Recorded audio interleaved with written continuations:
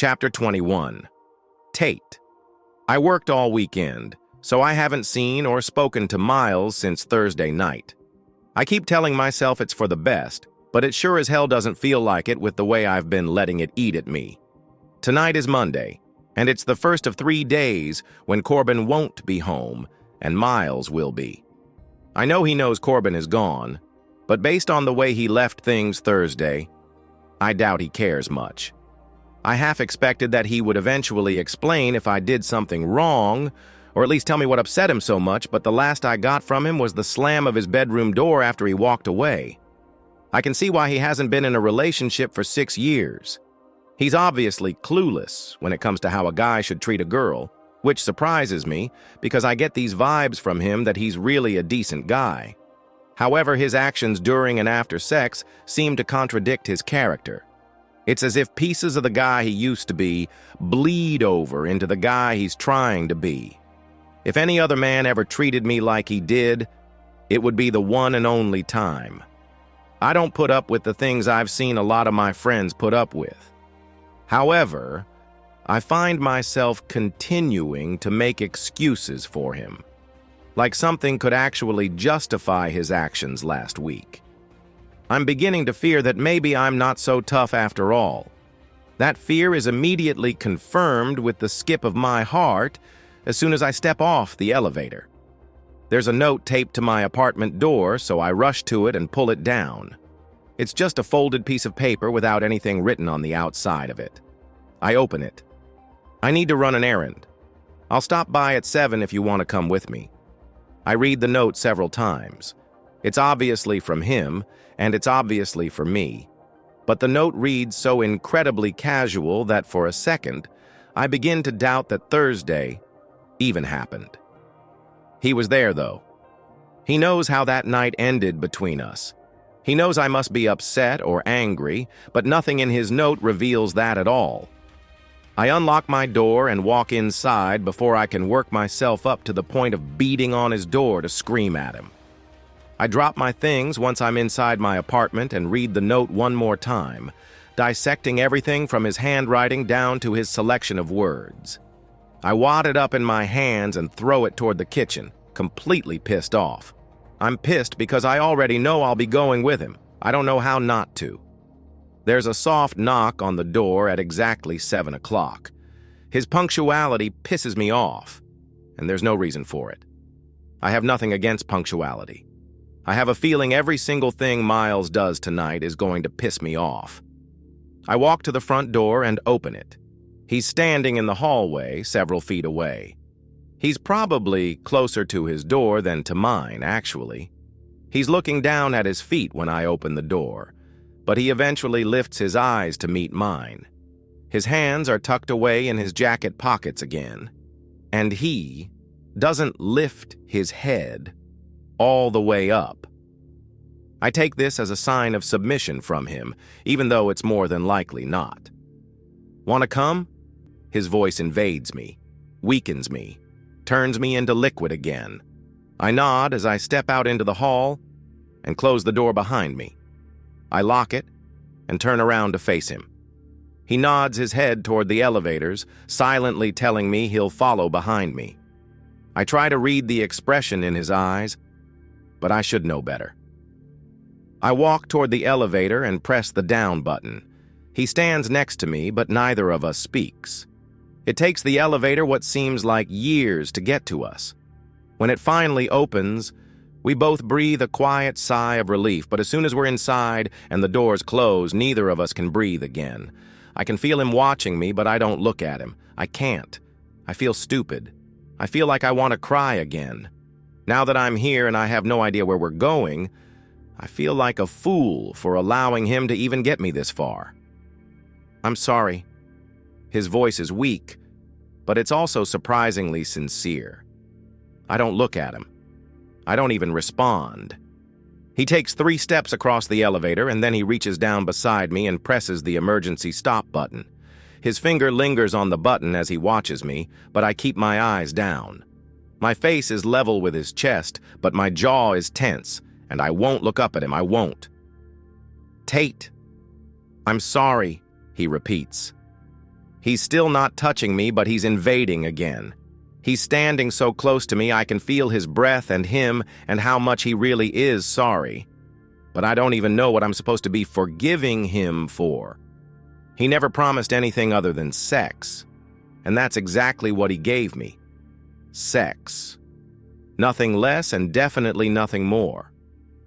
"I'm sorry," he says again. "You didn't deserve that." This time he touches my chin, lifting my eyes to meet his. The feel of his fingers on my face causes my jaw to grow even more tense. I'm doing everything I can to keep up my armor, because I'm finding it hard to fight back my tears.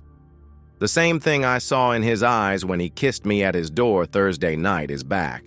Something unspoken that he wishes he could say, but the only words that come out of his mouth are his apologies. He winces as though he's experiencing actual physical pain, and he presses his forehead to mine. "I'm sorry." He presses his palms against the elevator wall and leans into me until our chests are touching. My arms are at my sides and my eyes are closed, and as much as I feel like crying right now, I refuse to do it in front of him. I'm still not sure what he's apologizing for specifically, but it doesn't matter, because it sounds like he's apologizing for everything. For starting something with me that we knew wouldn't end well, for not being able to open up about his past, for not being able to open up about his future, for ruining me when he walked into his bedroom and slammed his door. One of his hands wraps around the side of my head, and he pulls me against him. His other hand drops to my back, and he squeezes me, pressing his cheek against the top of my head. "I don't know what this is, Tate," he confesses. "But I swear, I didn't mean to hurt you. I just don't know what the hell I'm doing." The apology in his voice is enough to make my arms want to hold him. I bring them up and grab the sleeves of his shirt, then press my face into his chest. We stand like this for several minutes, both of us completely lost, completely new to this, completely confused. He eventually releases me and hits the button to take us to the ground floor. I still haven't spoken, because I'm not even sure what words to use in this situation. When the elevator doors open, he takes my hand in his and holds it all the way to his car.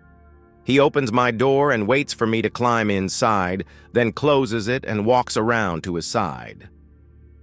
I've never been inside his car before. I'm surprised by the simplicity of it. I know Corbin makes a decent amount of money and usually likes to spend it on nice things. This car is understated, just like Miles. He exits the parking garage, and we drive in silence for several miles. I'm tired of the quiet and tired of the curiosity, so the first thing I say to him since he ruined me is, "Where are we going?" It's as if my voice makes the awkwardness completely disintegrate, because he exhales like he's relieved to hear it. "To the airport," he says. "Not for work, though. I go there sometimes to watch the planes take off." He reaches across the console and takes my hand in his. It's comforting and scary all at once. His hands are warm, and it makes me want him to hold my entire body in them. But it scares me how much I want that.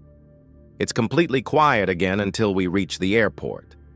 There are restricted access signs, but he passes them like he knows exactly where he's going. We finally pull into a parking lot overlooking the runway. Several jets are lined up, waiting to take off. He points to the left, and I look, just as one of the planes begins to accelerate. His car fills with the sound of the engines as it zooms past us. We both watch it make its ascent until the landing gear disappears and the plane is swallowed up by the night. "You come here a lot?" I ask him, while I continue to stare out my window. He laughs, so naturally I turn to face him. "That sounded like a pickup line," he says, smiling. His smile makes me smile. His eyes drop to my mouth, and my smile makes his smile disappear. "Yeah, I do," he says, as he looks out his window again to watch the next jet prepare for takeoff. I realize in this moment that things aren't the same between us. Something huge changed, and I can't tell if it's good or bad. He brought me here because he wants to talk. I just don't know what he wants to talk about. Miles, I say, wanting him to look at me again. He doesn't. It's not fun, he says quietly. This thing we're doing. I don't like that sentence. I want him to take it back, because it feels like it's cutting me.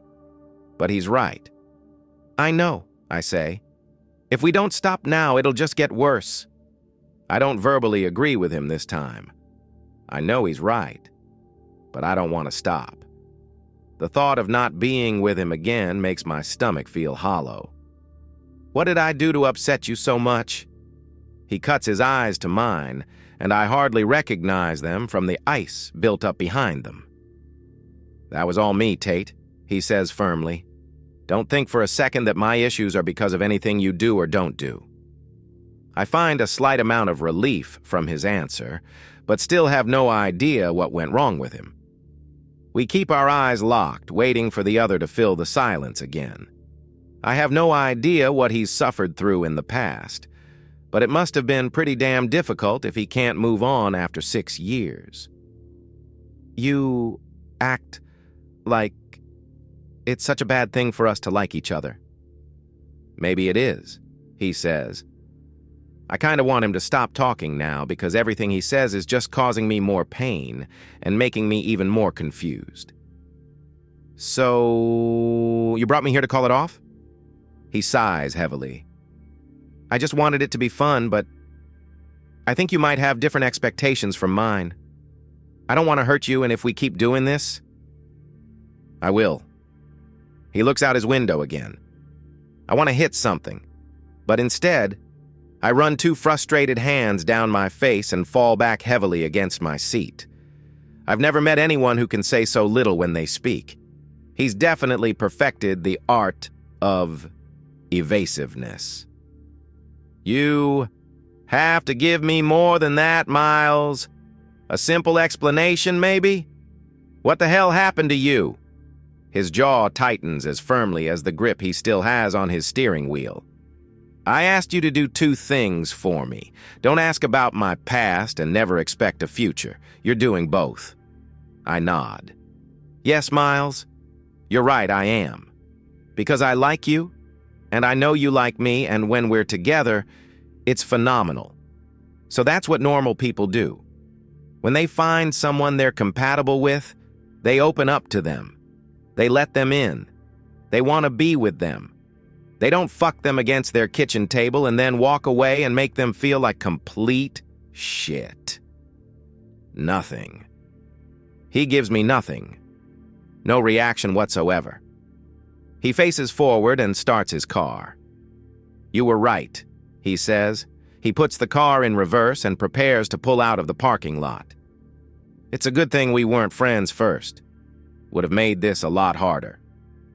I turn away from him because I'm embarrassed at how angry his words are making me. I'm embarrassed it's hurting me like it is. But everything with Miles hurts. It hurts because I know how good our good moments are. And I know how easily the bad moments would go away if he would just stop trying to fight this. Tate, he says with remorse. I want to rip his voice from his throat. His hand meets my shoulder, and the car isn't moving anymore. Tate, I didn't mean that. I push his hand away. Don't, I say. Either admit you want me for more than just sex, or take me home. He's quiet. Maybe he's contemplating my ultimatum. Admit it, Miles. Admit it. Please. The car begins moving again. What did you expect would happen? Cap asks, handing me another tissue. When Miles and I arrived back at the apartment complex, I couldn't bear riding up that elevator with him, so I took a seat next to Cap and let him go up alone. Unlike the hard exterior I try to show Miles, I completely break down while spilling all the details to Cap, whether he cares to hear them or not. I wipe my nose again and drop the tissue, adding it to the pile next to me on the floor. I was being delusional, I say. I told myself I could handle it if he never wanted more. I guess I thought if I let him take his time, he'd eventually come around. Cap reaches around to a trash can at his side and places it between us so I have somewhere to toss my tissues. If that boy can't see what a good thing he could have with you, then he ain't worth your time. I nod, agreeing with him. I do have a lot more important things to do with my time, but for some reason I feel as if Miles can see what a good thing he has with me. I feel like he wishes he could make this work between us, but something bigger than him or me or us is holding him back. I just wish I knew what it was. Have I told you my favorite joke yet? Cap asks. I shake my head and grab another tissue from the box in his hands, relieved at the change in subject. Knock, knock, he says. I didn't expect his favorite joke to be a knock-knock joke, but I play along. Who's there? Interrupting cow, he says. Interrupt? Moo! He yells loudly, cutting me off. I stare at him, then I laugh. I laugh harder than I've laughed in a long damn time. To be continued.